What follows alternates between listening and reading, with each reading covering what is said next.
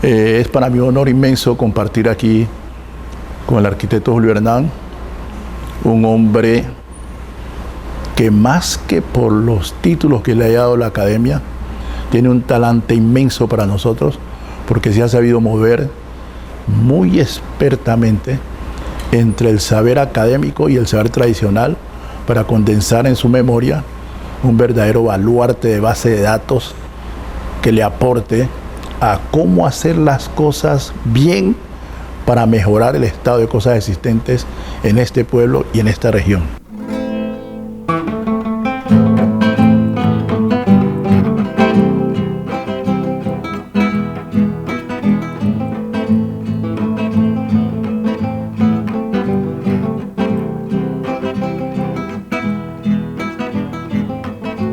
Saben que el agua moja porque no se remangó. Ese fue el castigo que mi Dios mandó. El barco de Ricardo Dueña se llamaba el vencedor. Ese fue el castigo que mi Dios mandó. Bien lo ha referido nuestro personaje, el compañero maestro Julio Hernán. El profesor Diego Formo era un profesor de química de Landagoya que se apersonó tanto de su tarea que hacía de la clase una vivencia particular con los muchachos y tenía la particularidad de que su clase influía significativamente en el desarrollo de la vida de la calle de los muchachos. Entonces se hizo muy popular por la insistencia en algunos temas específicos que el profesor les puede ampliar. La década de los 60, antes del 65, que es donde comienza como el disturbio por Buenaventura, había una sociedad muy organizada. En 1962 el campeón fue Millonarios de fútbol. La mayoría de la gente de Buenaventura era hincha de Millonarios porque allá era que recibían los jugadores de acá. Allá estaba en Millonarios Delio Gamboa, Marino Klinger, estaba Piri Quiñones, estaba Nicolás Lobatón. Bueno, y Zenén Mosquera, que no era de Buenaventura, pero vivía aquí porque su papá estaba acá, vivió aquí un tiempo, él era chocuano. Entonces, en Buenaventura habían 32 consulados. Buenaventura era sitio turístico internacional, donde venían los buques de la Graceland, de los jesuitas norteamericanos, que eso lo agenciaba aquí la compañía Graceland, donde estaba el fabuloso Pelilizo de la Victoria. Y por el otro lado estaba Pagnamenta, que tenía la Italian Line, los buques que venían de Europa, el Donizetti, el Verdi, el Rossini, el Angelo. Y entonces, en esa época, los turistas llegaban al Hotel Estación, Teófilo los paseaba por las flores, de F8 hasta la casa del doctor Alvear, que eran casas que todas tenían muy bonitos jardines. Y él le explicaba a los turistas los nombres de las flores en francés, en alemán, en inglés y en lengua castellana. Era un Buenaventura apacible, donde todo estaba bien organizado, donde el comercio lo tenían, los chinos tenían las ferreterías, los abarrotes, había los franceses manejaban carnes, los italianos el pan, los árabes el calzado, había grandes almacenes, había lo correspondiente a la diversión.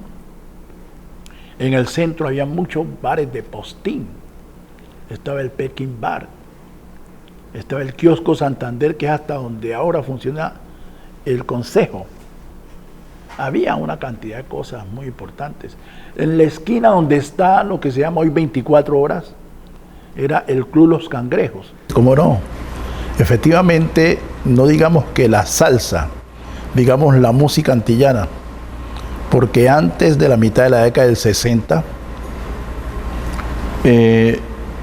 las canciones que venían de las Antillas venían con sus rótulos según su país y sus creadores. Y eso era un impedimento para que los gringos se apoderaran del mercado, como lo hicieron posteriormente, después de que posicionaron el término salsa, que precisamente revolvió todo en una sola cosa, hizo que la música perdiera su identidad. Cuando la gente escuchaba un tamborito, sabía que estaba escuchando música panameña. Si la gente escuchaba un merengue, sabía que estaba escuchando música dominicana. Si la gente escuchaba una guaracha, sabía que estaba escuchando música cubana. Y así sucesivamente, una bomba, una plena, era Puerto Rico. Entonces los gringos, para domesticar, si se permite la expresión tan fuerte, con perdón de ustedes, los consumidores, entonces se inventaron la palabra salsa. Cuando nosotros escuchábamos aquellas canciones que influyeron mucho en nuestra cultura, porque de las canciones salían los refranes, las modas, los dichos, una cantidad de cosas, de códigos internos que la gente asimilaba por los mensajes que ellas traían. Había bailadores importantes, como el caso de los boleristas. Estaba Flavio del Castillo, estaba como bolerista Pedro Cabezas, estaba el fabuloso Oscar, que era un excelente arquero y era bombero y bailarín. Estaba dentro de los boleristas, estaba Colgate, el conocido Colgate y comerciante San Andresito. Esos compañeros tenían un nombre ganado y reconocida fama, porque en La Pilota, en los sitios donde desde el Piñal venían, ya tenían un nombre ganado con eso. Y la gente que estaba pendiente, cuando Buenaventura era Buenaventura, y que todos sabíamos de todo lo nuestro, la gente reconocía cuáles eran esos personajes. Oscar Perea, que hacía maravillas en el arco, también hacía maravillas con sus tijeras, donde Mirachi o cualquier sitio donde escuchaba una canción. Habían sitios especiales como Rondinela, estaba al frente de lo que hoy es la parte de donde quedó el distrito, y al frente de lo que hoy es el cuerpo de bomberos, que hay un depósito de cosas, estaba Noches Playeras. Entonces eran sitios donde la gente bailaba y se observaban. Abajo, donde está San Andresito, estaba el Jibarito, y las canciones que evocaban los recuerdos de los trabajadores, de los deportistas y del ciudadano común y corriente pesaban mucho en la memoria cultural del pueblo. Nosotros no podríamos olvidar cuando salió una canción que hablaba de las modas del peinado, y